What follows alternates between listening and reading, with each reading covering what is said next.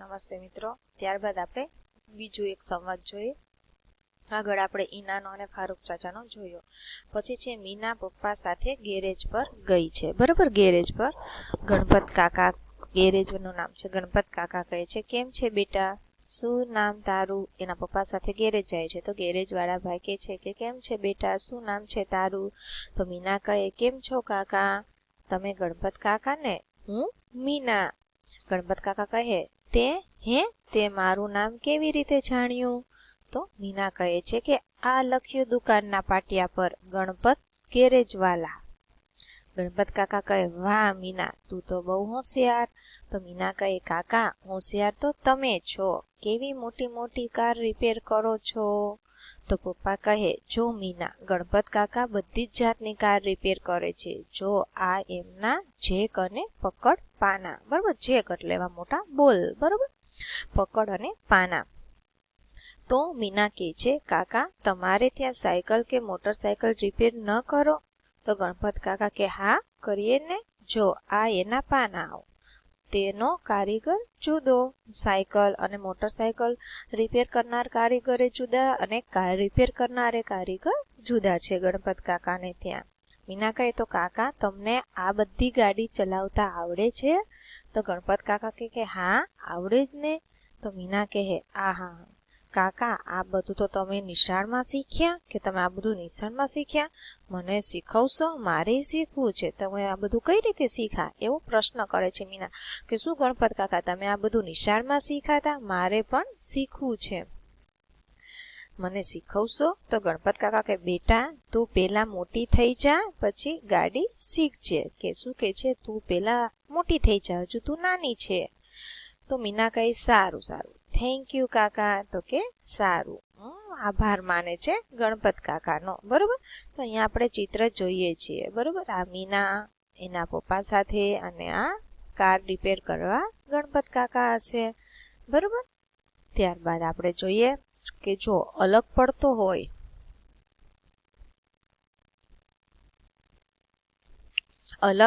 હોય એના ઉપર ગોળ કરવાનું મિત્રો. તો જોઈએ ગાડી, ડ્રાઈવર, પાના, ઈસ્ત્રી. તો શબ્દ કયો અલગ પડે છે? તો કે ઈસ્ત્રી. બરોબર, સંચો, પછી લેલું, તગારું અને ઓડંબો. તો લેલું છે, તગારું, ઓડંબો, તો આ બધું કડિયાનું બધી વસ્તુઓ છે. સંચો તો દરજીનો આવી ગયો, તો સંચો શબ્દ જુદો પડે છે. બરોબર, પછી દાડમ, ફ્રૂટ સલાડ, ચીકુ અને કેળા.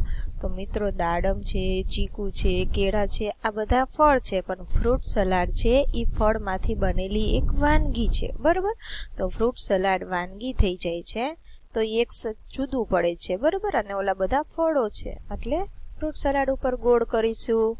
પછી છે ગેરેજ વાલા, બકાલું, લુહાર અને કડિયો. તો મિત્રો જુઓ,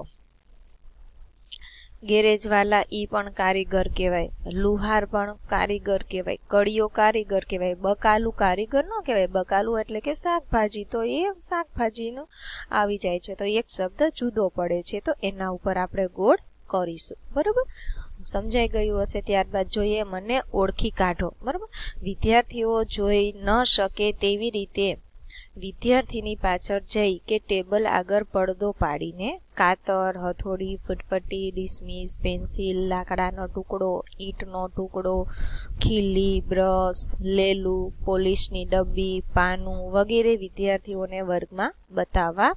ત્યારબાદ વિદ્યાર્થીઓની આંખે પાટા બાંધી અને વિદ્યાર્થીની પાછળ જઈને એટલે કે પડદો પાડી તે સાધન વસ્તુ હાથમાંથી નીચે પાડી અવાજ ઓળખાવા કહેવાનો અને ક્રમશઃ નોંધ કરવી. બરોબર, દાખલા તરીકે આ બધી વસ્તુઓ ભેગી કરવાની છે. ક્રમ હું અહીંયા 1 આપું છું મિત્રો. બરોબર, ત્યારબાદ મેં અહીંયા ક્રમ 1 આપી દીધો. બરોબર, ક્રમ 1. તો કે શું પડ્યું? દાખલા તરીકે પાડ્યું છે ફૂટપટ્ટી પડી. બરોબર, કે હાલો હથોડી લઈ લો. બરોબર, આડું અવળું તમે કઈ પણ પાડી શકો છો.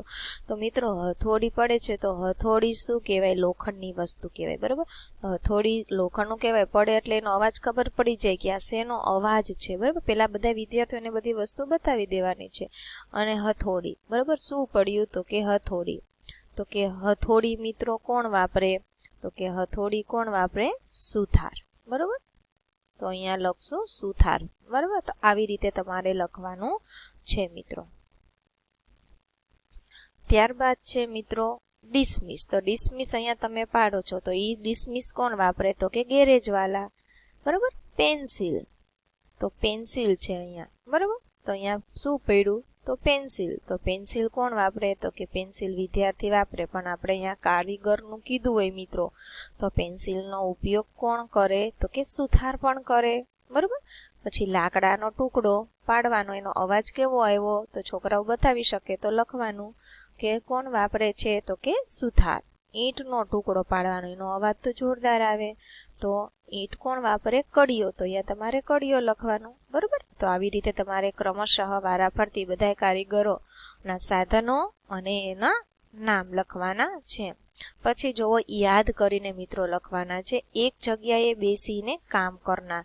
તો એક જગ્યાએ બેસીને કામ કરે તો ઈ કોણ છે? દરજી છે. બરોબર, ફરી ફરીને કામ કરનાર તો સફાઈ કામદારીને એક જગ્યાએથી બીજી જગ્યાએ જવું પડે અને બંને રીતે કામ કરે.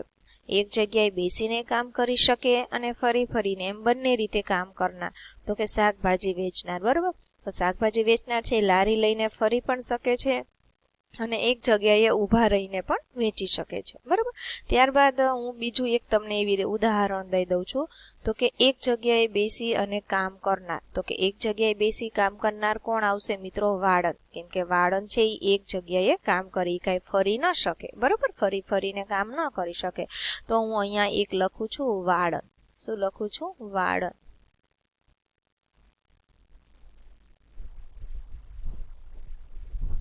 વાળંદ. પછી છે ફરી ફરીને કામ કરનાર. તો ફરી ફરીને કામ કરે તો અહીંયા સોરી, અહીંયા વાળંદ નહીં આવે,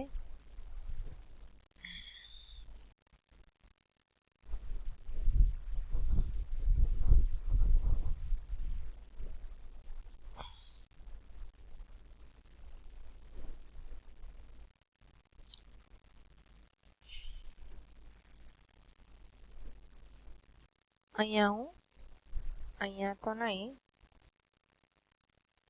અહીંયા હતા. બરાબર, તો હું અહીંયા બીજો લખું છું ક્રમ. અહીંયા હું વાળંદ લખી નાખું. બરોબર, વાળંદ મેં મોટામાં લખી નાખ્યું હતું એટલા માટે. પછી ફરી ફરીને કામ કરનાર.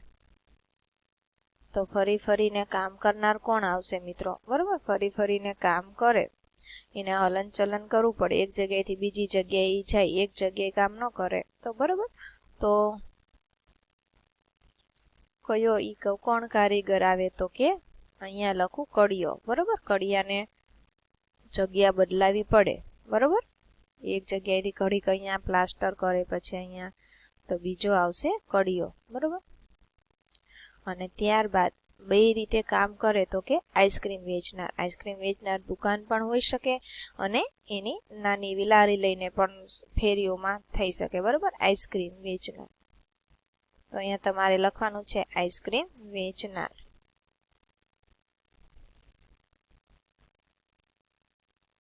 કેન્ડી વાળા હોય ને? બરોબર, આઈસ્ક્રીમ વેચનાર, કેન્ડી વાળા.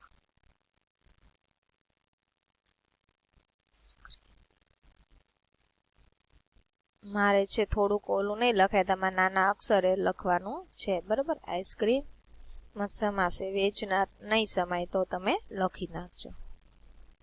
પછી છે એક જગ્યાએ કામ કરનાર તો મોચી પણ આવે. બરોબર, મોચી. તો તમે અહીંયા મોચી લખી શકો છો. બરોબર, મોચી. પછી ફરી ફરીને કામ કરી કામ કરનાર. બરોબર, એને ફરી ફરીને કામ કરી શકનાર બીજું કોણ આવે મિત્રો? એને ફરવું પડે. બરોબર, તો એ કોણ? સુથાર.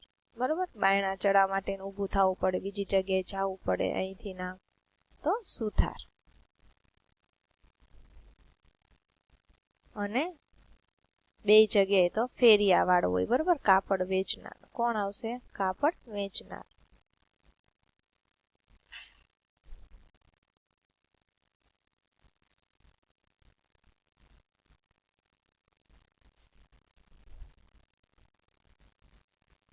તો આવી રીતે તમારે યાદ કરી અને કારીગરોના નામ તમારે લખવાના છે, બરાબર. પછી છે ચાલો ગાયે ગીતડું, જે સૌથી પહેલા આપણે ગાયું હતું, ટ ટ ટ ટ ટ ટ ટ ટપાલી હું, બરાબર. એ ગીતનું તમારે અહીંયા ફરીથી ગાન કરવાનું છે.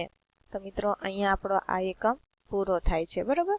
એકમ હતો 8 સોય સંચો અને સાબુ, કે જે આ એકમમાં આપણે શું શીખ્યા મિત્રો, તો કે વિવિધ કારીગરો વિશેના નામ જાણ્યા, પછી કારીગરોનું કામ વિશે જોયું અને એ લોકોના ઓજારો વિશે આપણે જોયું, બરાબર.